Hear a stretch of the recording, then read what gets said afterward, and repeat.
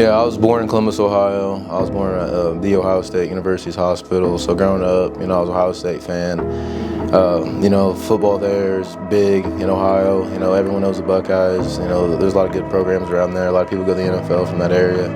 So growing up, my parents would take me to Ohio State games like every weekend. That was just a thing we did.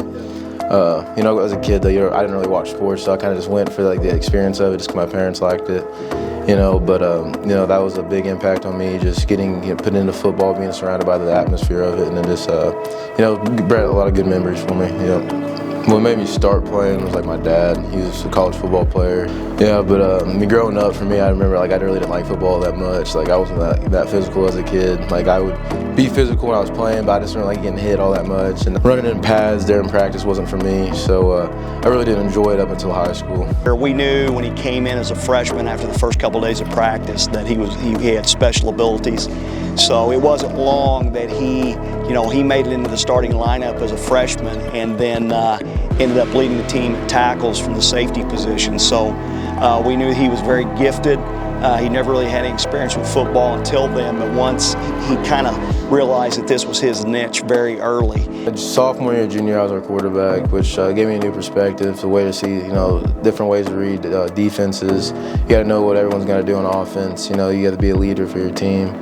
And that gave me a bigger perspective, because before I was like a running back, wide receiver, kind of just did my thing out there. But you have to think a lot more at the quarterback position. One false mistake in your mind can be the difference in a game, or an interception, fumble, whatever it is. And I wasn't the greatest quarterback by any means, but I definitely try to lead my team and do our best to win with whatever I could. Then as a junior, during the recruitment process, it was obvious that he was a bona fide college player, and he began getting offers. After I got my first offer, I was okay. Then this is something for me in my future. I could play college football.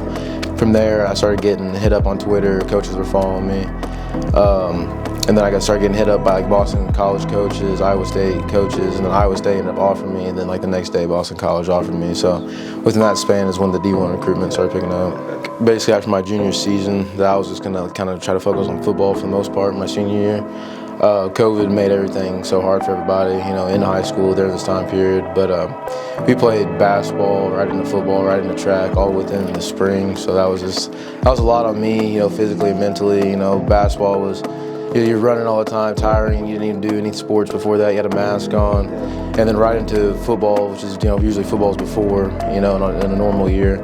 And then right into track, so it was just I got burnt out. I was playing all these sports back to back to back, and then went on a summer full of visits, and I wasn't home for a whole month of June. I was going to 5 different states or whatever. So after that, I was like, I'm just gonna focus on football from here on. Yeah. So the first session I had with Austin, it took about all but 10 minutes to understand why he was a Big Ten talent. One thing that I believe we did a good job in is really just adding more tools to his toolbox that he had already had. We tried to just add a variety of different athletic movements and functional strength to his programming. And I believe that some of his defensive back and sport-specific drills that we were able to apply really showcased in his game on Fridays. This past season, we had Heath Nibbs come in from Frankfurt, my good friend. He had a great year at quarterback, better than I would have done, and I played running back, receiver, which let me just be an athlete, go out there and play, and I could really focus on defense this year, which I didn't get the ball as much this year, obviously, because I didn't get the ball every snap. I think I touched the ball 100 times running and receiving, which isn't a lot compared to the last 2 years, but that's fine with me. I left the season with no injuries, had my greatest defensive year, so it's all mattered to me. I just wanted to get ready to prepare for college, and I was going to be focusing on defense for sure. College football is a business. People are trying to get to the higher level just as much as you are. So coaches will be there a year and they'll go to the NFL, or they'll get a different job at a different college. And you go to a lot of these other schools, you notice that this coach is only here for a year, then he's here, then it's just a lot of too much for me. I want stability. I want to see a coach that's there for a few years. I want to see a coach that has ties to that school, that's had, went to that school, he's an alumni of that school, played at this school. And Wisconsin had all of that. Their head coach played football at Wisconsin. Their defensive coordinator played football at Wisconsin. He's All-American in Wisconsin. Their strength and conditioning coach are 2 guys from Wisconsin there. You know what I'm saying? So I've seen a lot of roots that these coaches already had there established. So that means something, especially if they're coming back like that. That means there's something good about this program, this culture that brought them back. get to play in a renowned, football team like Wisconsin. Like, not everyone gets to say that, Sophomore year or whatever, you would have told me I was playing at Wisconsin, I'd say you're crazy. Austin's really good at making instant adjustments, and I think that's what will make him really successful at the next level. Coaches at the Big Ten level don't really have that much time to make corrections and stuff like that. They really want to make a coaching point, and they want the athlete to respond to it immediately. And Austin has done a very good job at that in every training session. I give him a coaching point, and he makes that adjustment very quickly and translates it to the field. Into every game, every practice, every camp. I've just made sure that he had that opportunity to do those. It really encouraged him and was always honest, like, bud, you messed up, or you could be working on this. And he was always very coachable and would listen, even though it came from his mom, which is sometimes hard to do. What Austin's done for a program is he's just been a huge jump start.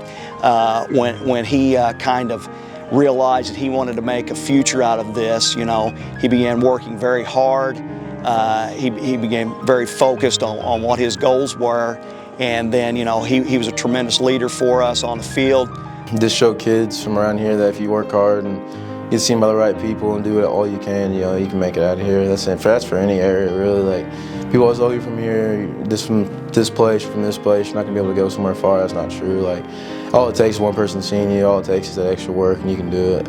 But I left that. I left Johnston City with a mentality to win. I feel like, obviously the help of my coaches, my teammates, we brought the mentality that it's not okay just to settle for the minimum. You want to be the best as much as you can. You want to prepare to be the best. And that's what it takes to be the best. You got to set your goals high. You're not going to always reach them, but if you shoot for the stars and you land on the moon, you're doing pretty good. So if you just set your goals high, and then if you don't reach them, at least you landed pretty high and you did something good, for sure. Everyone's been very supportive, and he's a good kid, so that just kind of carries through to the community.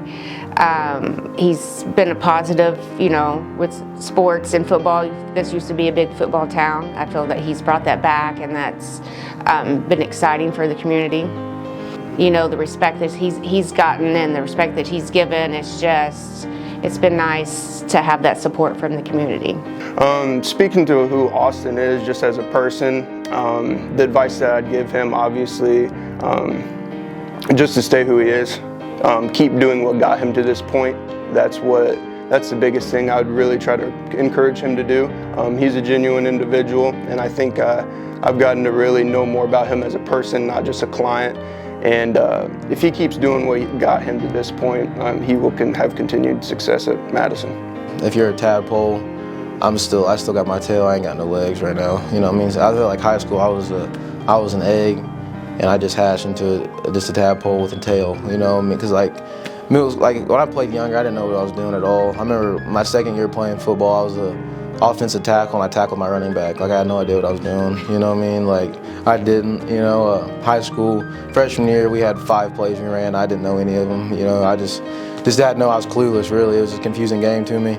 And just now, within the past 2 years, I've gotten to actually understand football a lot better. I continue to try to learn the game every day and try to, pick up the concepts a lot better. And, I didn't start lifting weights really until high school. And I did maybe a little bit 7th, 8th grade year, but getting to understand what I do to make my body, prepare my body for it. So I just tried to do everything I could, really, just watching film, watching a lot of YouTube, a lot of stuff about football, picking people's brains, coaches on my visits, trying to ask them questions, ask players that know the game better than I do. So, like I said, right now, I'm still a tadpole with my tail, and I feel like after college, I'm just gonna evolve even more. And this is, high school was the tip of the iceberg, and you go under, there's a lot more left, for sure.